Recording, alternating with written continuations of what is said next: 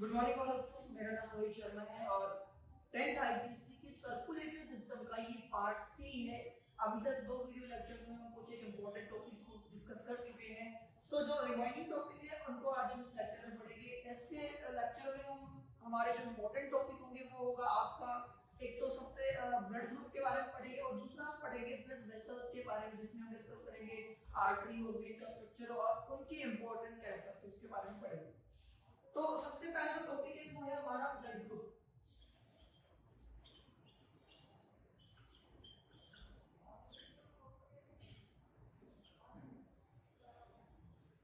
ये वर्ड आपने बहुत बार सुना होगा और एग्जैक्टली होता क्या है उसके बारे में डिस्कस करेंगे। बहुत बार आपने सुना होगा ब्लड ग्रुप, आपको पता भी होगा कि आपका ब्लड ग्रुप कौन सा है, आपने टेस्ट भी करवाया होगा, लेकिन एग्जैक्टली क्या होता है मेरे केस का वो आज हम इस लेक्चर में सीखेंगे। ब्लड ग्रुप देखो, जब फर्स्ट लेक्चर में हमने डिस्कस किया था हमारे ब्लड के कंपोनेंट्स के बारे में, तो वहां हमने पढ़े थे कि हमारा जो ब्लड है उसमें टू मेन कंपोनेंट्स होते हैं। फर्स्ट होता है आपका सेलुलर कंपोनेंट और एक होता है प्लाज्मा। प्लाज्मा में भी हमने पढ़ा था 90% वाटर होता है, कुछ एक उसमें प्रोटीन्स होते हैं और अदर चीजें भी होती हैं, परसेंटेज उनका हमने डिस्कस किया। सेकंड चीज थी आपके पास सेलुलर कंपोनेंट। सेलुलर कंपोनेंट में हमने ब्लड के अंदर कौन कौन सी सेल्स होती है उसके बारे में पढ़ा था।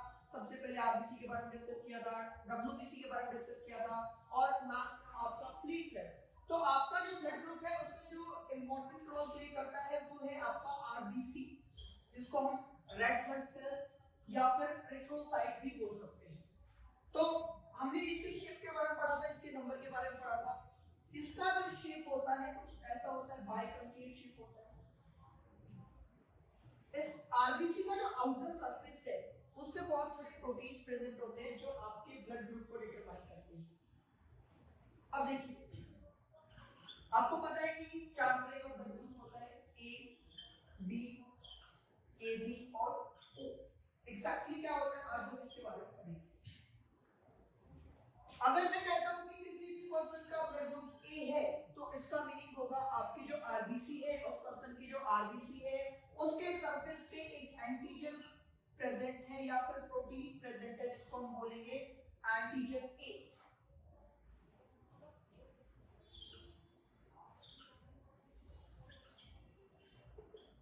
या आप इसको बोल सकते हो ए बी सिंपली। अगर आपकी आरबीसी के ऊपर एक एंटीजन प्रेजेंट है जिसका नाम हमने रख दिया बी, तो सिंपली आप बोल सकते हो आपका ब्लड ग्रुप क्या होगा, बी होगा।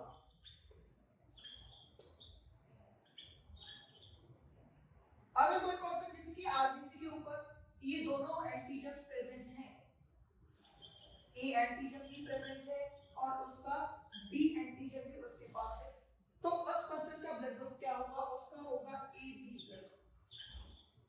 एक ऐसा पर्सन जिसके पास आरबीसी के ऊपर उसके सरफेस पे कोई भी एंटीजन नहीं है, ना उसके पास ए है और ना ही उसके पास बी है, तो उसको हम बोलेंगे ब्लड ग्रुप ओ।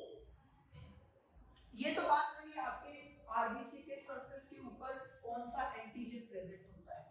अब दूसरी बात करते हैं इनके प्लाज्मा में क्या प्रेजेंट होगा। इनके प्लाज्मा में एंटीबॉडीज भी प्रेजेंट होती है, तो उसके बारे में हमको पता होना चाहिए। जो आपका पर्सन जिसका ब्लड ग्रुप ए है यानी जिसके सरफेस पे एंटीजन ए प्रेजेंट है उसके प्लाज्मा में एंटीबॉडीज भी प्रेजेंट होंगी। तो कौन सी एंटीबॉडी प्रेजेंट होगी, यहाँ पे एंटी बी प्रेजेंट होगा। इसमें कौन सा एंटीबॉडी प्रेजेंट होगी, उसका नाम है एंटी ए। यहां ए और बी, यहां कोई भी एंटीबॉडी प्रेजेंट नहीं है उसके प्लाज्मा में। और ओ, यहां दोनों तरह की एंटीबॉडीज प्रेजेंट होगी, ए भी प्रेजेंट होगा और बी भी प्रेजेंट होगा। तो ये सब ब्लड ग्रुप की बेसिक चीजें जो आपको पता होनी चाहिए। अब थोड़ा सा और डिटेल में जाते हैं, इसके बारे में पढ़ेंगे।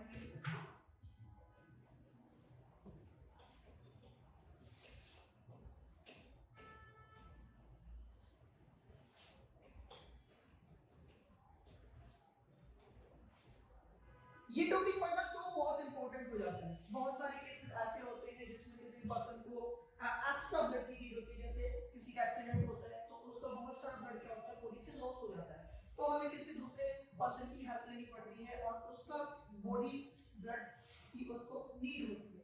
ऐसा नहीं है कि किसी का भी पर्सन का बॉडी ब्लड हम किसी भी पर्सन में क्या करते हैं, उसमें ट्रांसफ्यूज करते हैं। जब ब्लड का ट्रांसफ्यूजन होता है तो इनके सरफेस के ऊपर जो एंटीजन्स होते हैं वो मैच होना बहुत जरूरी होते हैं। अगर ये सरफेस प्रोटीन्स मैच नहीं होते तो उसका जो पूरा ब्लड है वो क्या हो जाएगा, कोगुलेट हो जाएगा और उसके अंदर ब्लड फ्लो रुक जाएगा, और जिससे क्या हो सकती है, जिस ब्लड के अंदर पर्सन के अंदर उसने ब्लड को डोनेट किया है, ट्रांसफ्यूज किया है, उसकी डेथ हो सकती है। तो इसके बहुत सारे कॉम्बिनेशंस हैं, वो हमको पता होनी चाहिए कि किस पर्सन को हम ब्लड डोनेट कर सकते हैं। तो ये चार्ट बहुत इंपॉर्टेंट है और इसको हम बनाना सीखेंगे कि कैसे किस पर्सन से हम ब्लड को रिसीव कर सकते हैं, किसको हम डोनेट कर सकते हैं, और बहुत इंपॉर्टेंट भी है। इस ब्लड में मैं आपको एक शानदार ट्रिक बताने वाला हूँ। अगर आपने ट्रिक सीख लिया तो ये जो चार्ट है बच्चों को बहुत हार्ड जाता है, समझ में नहीं आता है, ठीक है।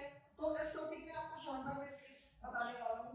आपको क्या करना है, चारों ब्लड ग्रुप क्या लिखना है, इसको इस यहाँ पे हम करते हैं ए बी और है आपका ओ। अब ये दूसरा पर्सन होगा, ये आपका डोनर मतलब जो ब्लड को डोनेट करने वाला है, और यहाँ होगा आपका रेसिपिएंट, यहाँ होगा आपका रेसिपिएंट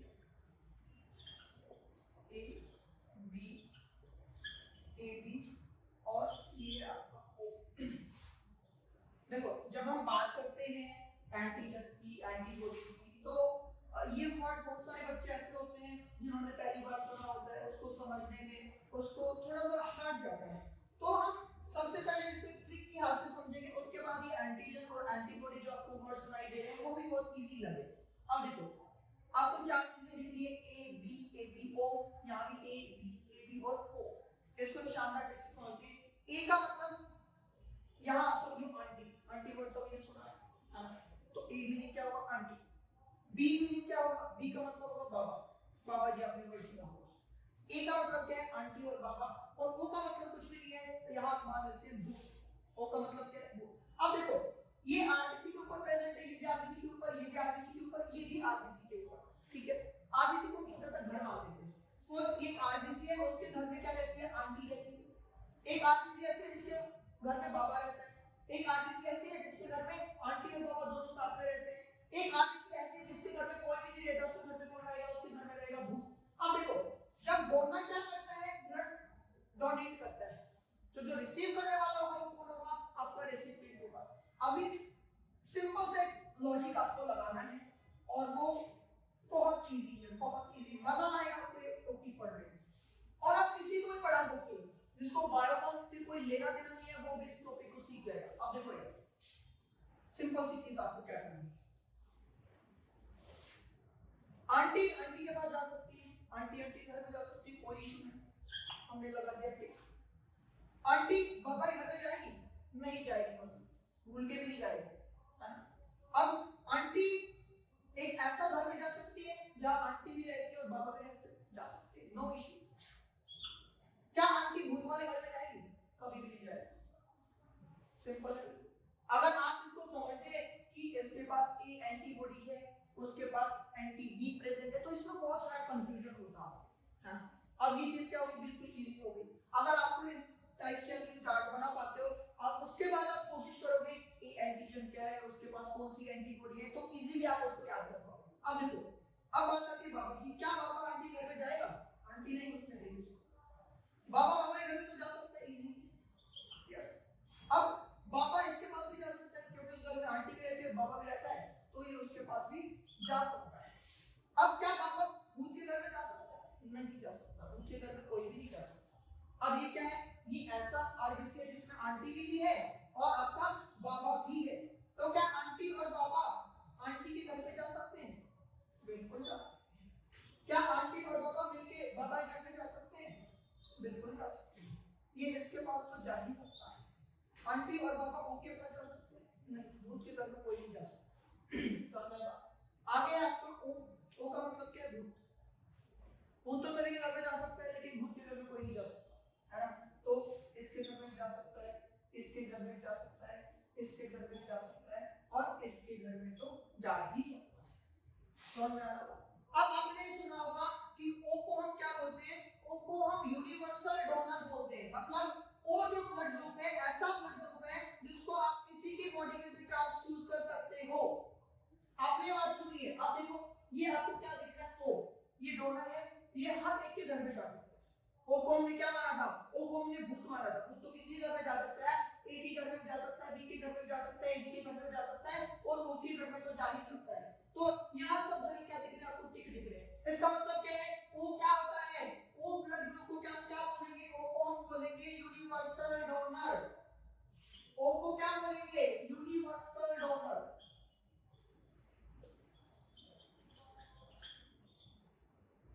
ओ को हम बोलेंगे यूनिवर्सल डोनर। कोई डाउट, बिल्कुल इजी है। आप विद इन 5-10 सेकंड इस चार्ट को ड्रॉ कर सकते हो अगर आपने अच्छी प्रैक्टिस की करी। अब दूसरा देखो, ये आपको एबी दिख रहा है, दिख रहा है, इसमें भी हर जगह आपको क्या मिलेंगे, टिक टिक टिक मिलेंगे। इसका मतलब क्या है, ये हर किसी से ब्लड को क्या कर सकता है, रिसीव कर सकता है।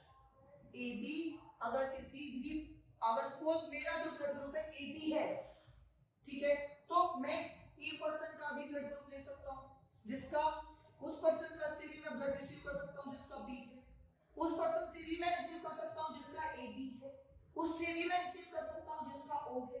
तो मैं हर किसी से ब्लड को क्या कर सकता हूं, रिसीव कर सकता हूं। तो इसको हम बोलते हैं यूनिवर्सल एक्सेप्टर। इसको हम क्या बोलेंगे, यूनिवर्सल एक्सेप्टर। Universal acceptor. ये था पूरी कहानी आपकी ब्लड ग्रुप के बारे में। ठीक है, ब्लड ग्रुप से रिलेटेड एक छोटा सा टॉपिक और है जिसको हम बोलते हैं आरएच फैक्टर। आपने सुना होगा कि किसी का ब्लड ग्रुप ए है, क्या सुना होगा आपने, blood group A negative, B positive, B negative, A B positive और A B negative, O positive और ओ नेगेटिव। ये वर्ड्स आपने सुने। अब ए बी और ओ का मीनिंग तो हमने समझा। आरएच ये पॉजिटिव और नेगेटिव क्या होता है उसके बारे में भी हमको पता होना चाहिए। समझ में आ रहा? तो अब सीखेंगे ये पॉजिटिव और नेगेटिव क्या होता है। इसको हम आरएच फैक्टर बोलते हैं। क्या बोलते हैं, आरएच फैक्टर। आरएच का मतलब होता है रिसस। ये जो डिस्कवरी हुई थी सबसे पहले, ये मंकी के अंदर हुई थी और उसको हम क्या बोला था, रिसस मंकी। तो क्या थी, रिसस मंकी। तो ये था आपको रिसस मंकी।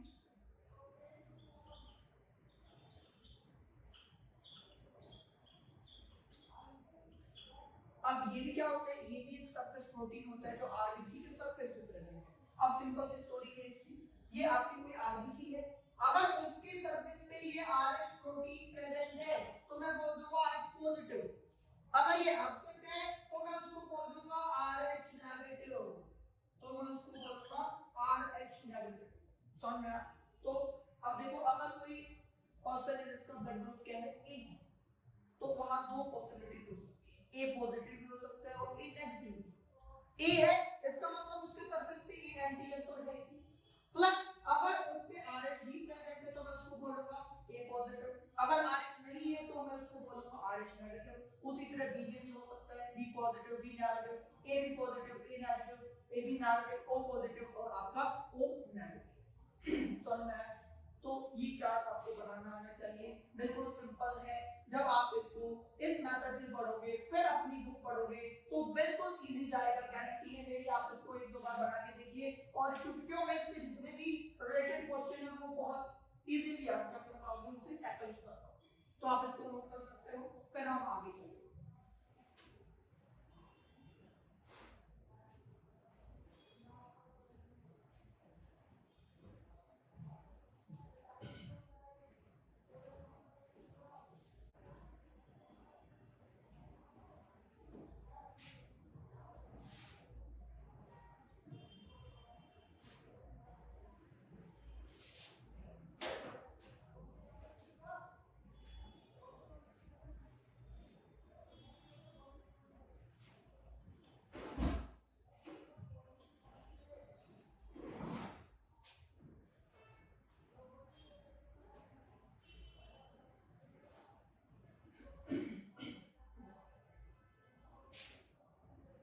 नेक्स्ट जो हमारा टॉपिक है वो है ब्लड प्रेशर। ये भी टर्म आपने सुनी होगी और कॉमनली हम बहुत ज्यादा यूज इसका करते हैं, और इसकी जो शॉर्ट फॉर्म होगी वो होगी बीपी। कॉमनली हम इसको बोलते हैं बीपी। क्या एग्जैक्टली इसका मीनिंग होता है, और आपने चेक भी करवाया होगा अपना बीपी, है ना? तो क्या मीनिंग होता है ब्लड प्रेशर का, उसके बारे में आज हम सीखते हैं।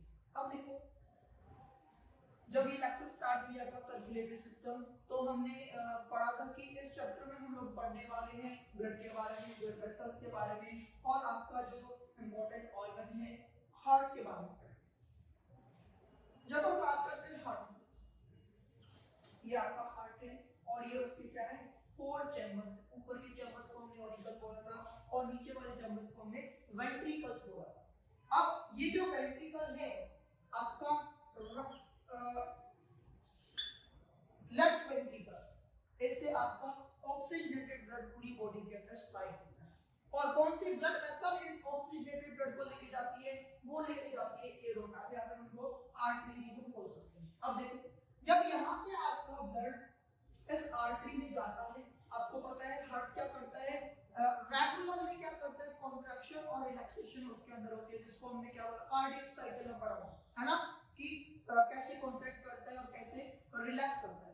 जब आपका ब्लड क्या करेगा, कॉन्ट्रैक्ट करेगा, और कॉन्ट्रैक्शन के टाइम पे हार्ट से जो ब्लड बाहर निकलेगा वो क्या होगा, उसका प्रेशर बहुत तेज होगा, यस और नो?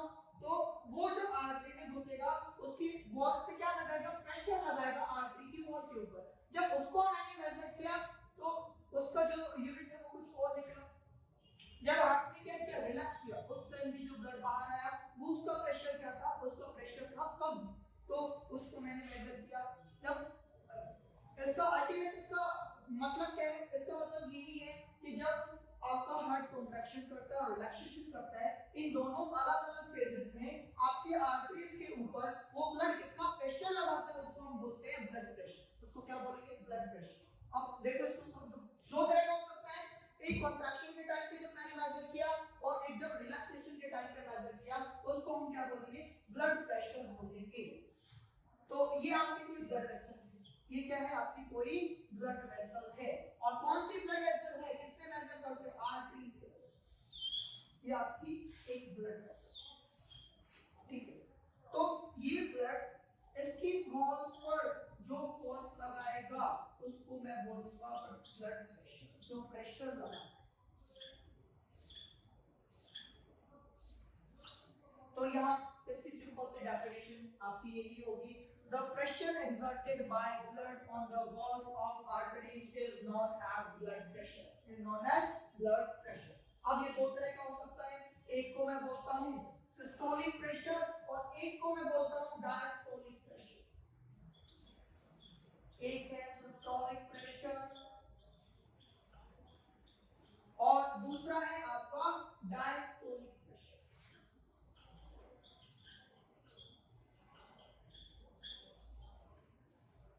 सिस्टोलिक प्रेशर कितना होता है, 120 mmHg, और डायस्टोलिक प्रेशर कितना होता है, वो आपका होता है 80 mmHg। सॉरी, अब देखो डायस्टोलिक प्रेशर का मतलब और सिस्टोलिक प्रेशर का मतलब क्या है। सिस्टोल का मतलब होता है जब आपके हार्ट ने कॉन्ट्रैक्शन दिखाया, आपका हार्ट क्या करता है, कॉन्ट्रैक्ट करता है, उस टाइम जो ब्लड प्रेशर होगा क्या होगा, ज्यादा होगा। वो कितना है, 120 mmHg। मतलब इस प्रेशर से आपका जो ब्लड है वो आपकी आर्टरी की वॉल से टकराएगा और वो क्या होगा, 120 mmHg। डायस्टोलिक प्रेशर का मतलब क्या होता है, डायस्टोल का मतलब है जब आपका हार्ट क्या करेगा, रिलैक्स कंडीशन में होगा, तो उस टाइम प्रेशर उतना एग्जर्ट नहीं कर पाएगा, तो वहां प्रेशर क्या होगा, वहां प्रेशर आपका कम होगा, और उसको बोलेंगे डायस्टोलिक प्रेशर। उसको क्या बोलेंगे, डायस्टोलिक प्रेशर हम लोग बोलेंगे। तो इसको आप नोट कर सकते हो, इसकी सिंपल सी डेफिनेशन भी आप लिख सकते हो, the pressure exerted by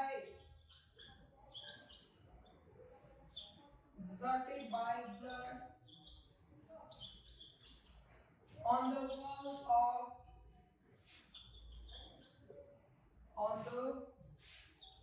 walls artery is known as blood pressure,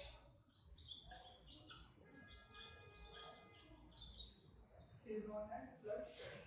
और ये दो तरह का हो सकता है, एक आपका सिस्टोलिक प्रेशर हो सकता है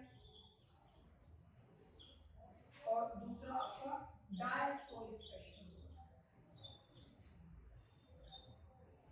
दूसरा क्या होगा? Diastolic pressure. तो ये चीज आप नोट कर सकते हैं।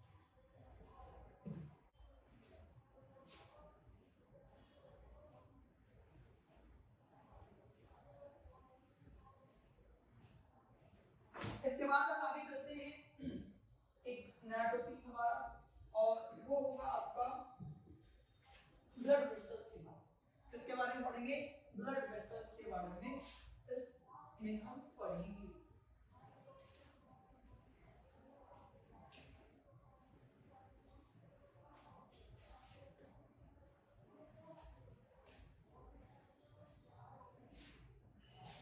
तो आगे चलते हैं, ये जो हमारा टॉपिक है ब्लड वेसल्स, और आपको पता है तीन मेन टाइप होते हैं आपके ब्लड वेसल्स के, एक को हम आर्टरी बोलते हैं, दूसरे क्या बोलते हैं, एक को हम वेन बोलते हैं। अब देखो इसको दिया आपका क्या है? हार्ट। हार्ट क्या करता है? पंप करता है ब्लड को एक जगह से दूसरी जगह। नीचे आपके बॉडी ऑर्गन्स हैं, नीचे आपका बॉडी ऑर्गन्स होंगे,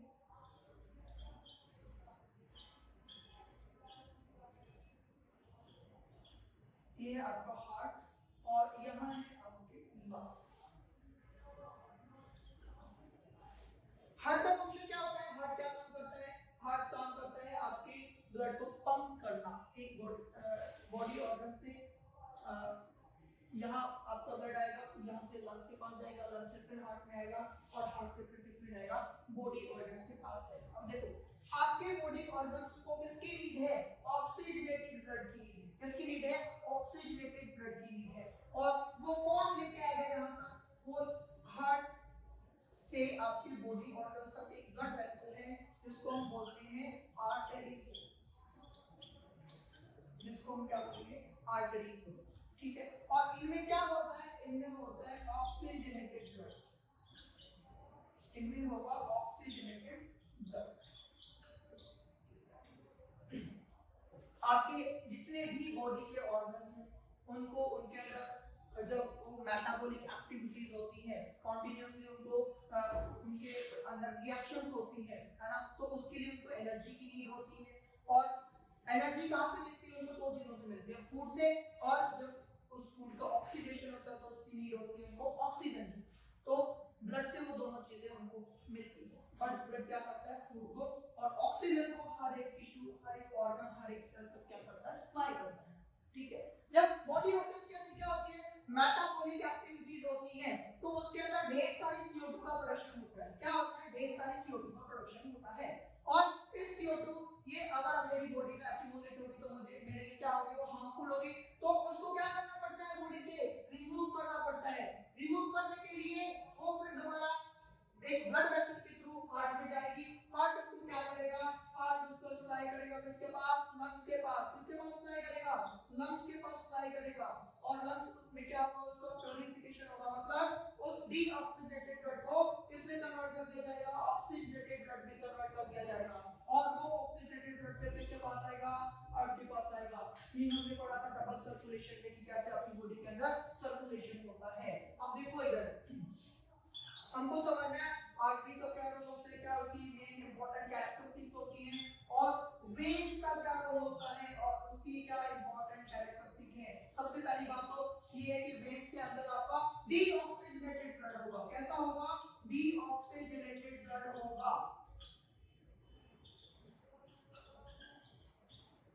अब इतना पता लगाने के बाद दूसरी कैरेक्टरिस्टिक क्या होगी? देखो यार, आप सीधा सीधा देख पा रहे हो, हार्ट से ऑर्गन की तरफ जो ब्लड वेसल आ रही है, क्या हार्ट से ऑर्गन की तरफ जो ब्लड वेसल आ रही है उसमें ऑक्सीजनेटेड ब्लड है, और जो ऑक्सीजनेटेड ब्लड को कैरी करती है हार्ट से बॉडी ऑर्गन को, उनको हम बोलते हैं आर्टरी।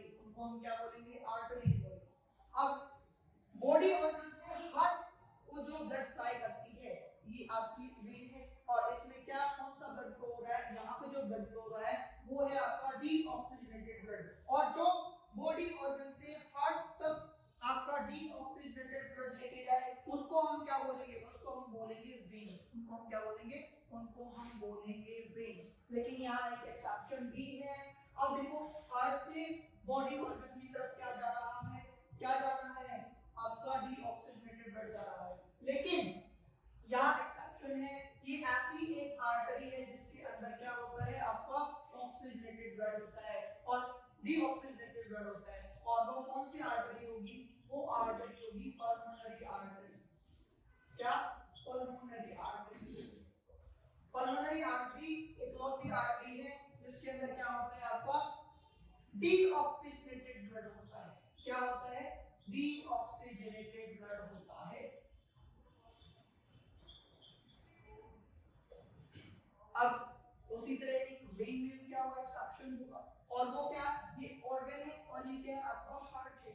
यहाँ से क्या आ रहा है आपके ऑर्गन में, हार्ट में ब्लड आ रहा है और ये क्या होगी, वेन होगी। क्या होगी, वेन होगी। तो इस वेन में क्या है, आपका ऑक्सीजनेटेड ब्लड है, तो इस वेन को हम बोलते हैं पल्मोनरी वेन। इसको क्या बोलेंगे, पल्मोनरी वेन।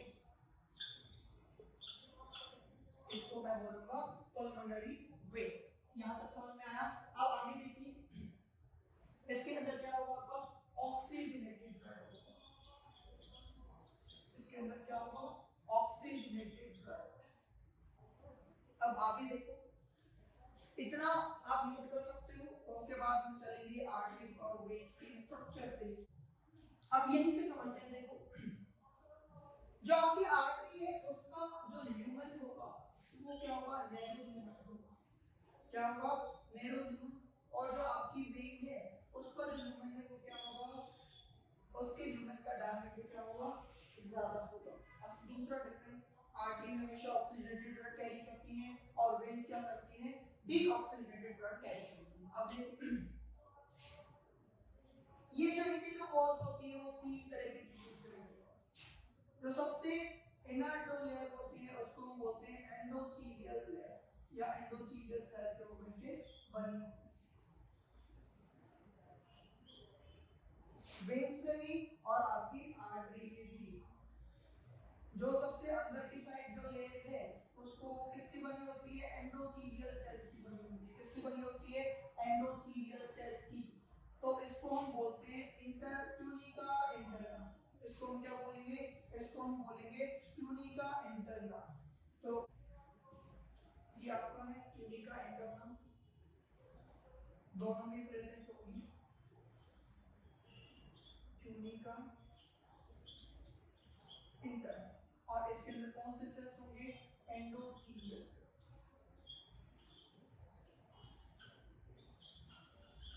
Endothelial cell. अब इसके बाहर एक और भी लेयर है, सेम एज आपकी वेन में होगी। जो ये है आपकी मिडल लेयर, ये कौन सी लेयर है, ये मिडल लेयर। इसको मैं बोलूंगा ट्यूनिका मीडिया। इसको मैं बोलूंगा ट्यूनिका मीडिया। और ट्यूनिका मीडिया में कौन से आपके सेल्स होते हैं, यहाँ जो मसल्स होते हैं उनको बोलते हैं स्मूथ मसल्स। उनको उनके अंदर होती हैं आपके स्मूथ मसल्स। यहाँ पे मैं लिख रहा हूँ साइड में स्मूथ मसल्स।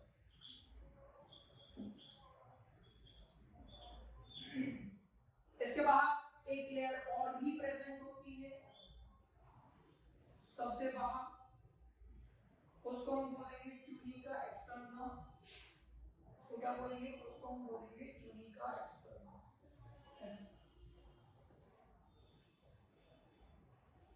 ये है आपकी ट्यूनिका एक्सटर्ना।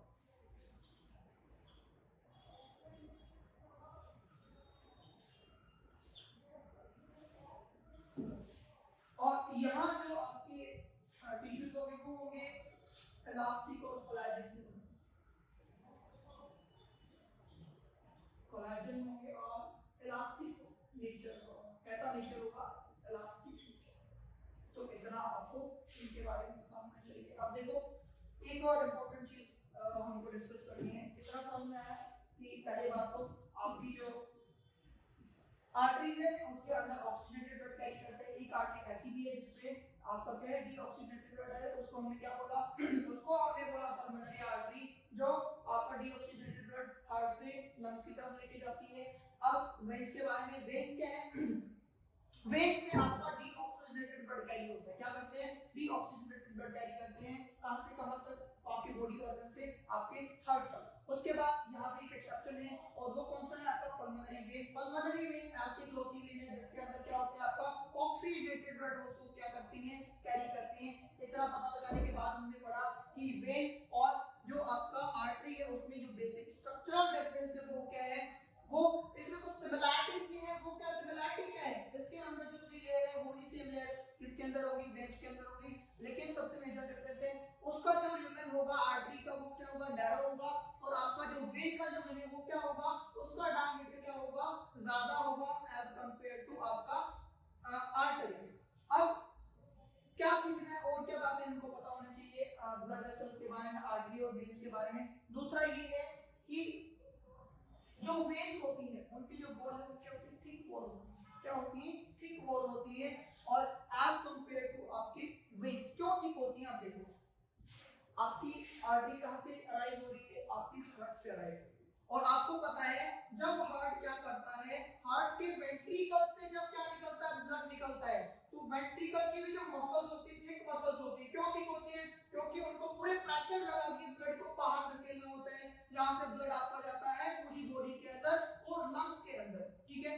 तो यहाँ प्रेशर क्या होता है, बहुत ज्यादा प्रेशर होता है, और जब यहाँ से पूरे प्रेशर के साथ आपका ब्लड निकलेगा और आपकी जो ब्लड वेसल होगी अगर उसकी वॉल क्या थिन वॉल है तो वो क्या हो जाएगी बर्स्ट हो जाएगी। इसीलिए यहाँ जो आर्टरी है जो हार्ट से ब्लड को रिसीव करती है, यहाँ प्रेशर क्या होता है बहुत हाई प्रेशर होता है, तो इनको भी क्या होना पड़ेगा बहुत स्ट्रॉन्ग होना पड़ेगा। तो इसीलिए इनकी जो वॉल्स है वो क्या होती है थिक वॉल्स होती है। क्या होती है थिक वॉल्स होती है। लेकिन वेन्स में क्या होते हैं, वेन्स में जो ये वॉल्स होती हैं ये क्या होती है थिन वॉल्स होती है। एक और चीज आपको पता होनी चाहिए ब्लड वेसल्स के बारे में, और वो ये है कि जो आपकी वेन्स होती हैं, वेन्स के अंदर क्या प्रेजेंट होता है, वेन्स के अंदर वाल्व प्रेजेंट होते हैं। क्या प्रेजेंट होते हैं, वाल्व प्रेजेंट होंगे। वाल्व का क्या रोल होता है, वाल्व का क्या रोल होगा, वाल्व क्या करते हैं आपके ब्लड के बैक फ्लो को रोकते हैं। क्या करते हैं ब्लड के बैक फ्लो को क्या रोकते हैं, आपके वाल्व रोकेंगे। अब देखो इधर सपोज कोई आपके पास एक वेन, मैं इसको रख रहा हूं। अब थोड़ा सा डिटेल में पढ़ेंगे वेन्स के बारे में कि जो वाल्व्स हैं ये कैसे काम करते हैं।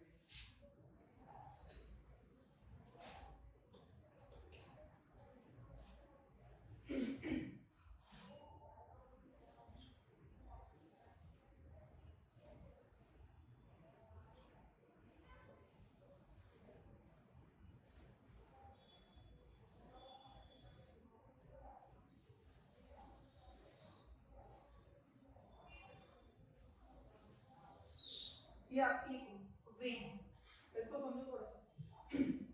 यहाँ पे क्या प्रेजेंट होते हैं, यहाँ पे कुछ एक आपके वाल्व प्रेजेंट, क्या प्रेजेंट होंगे वाल्व प्रेजेंट।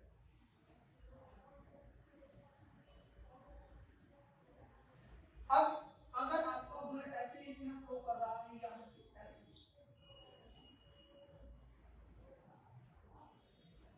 तो चांसेस है कि ब्लड वापस भी आ सकता है, यस और नो।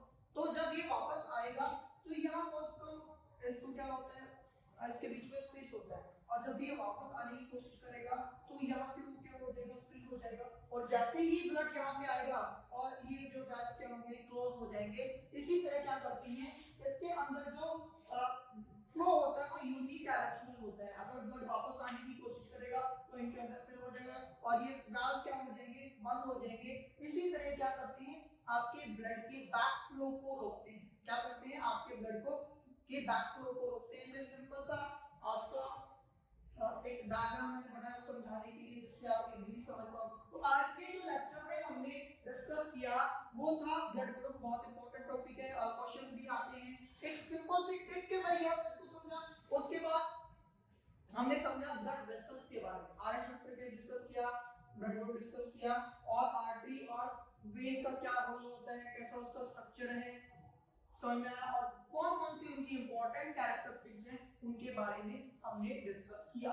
नेक्स्ट लेक्चर में इसका जो रिमेनिंग पोर्शन इस चैप्टर का है उसको हम कवर करेंगे, इसको अच्छे से पढ़ना। Thank you very much.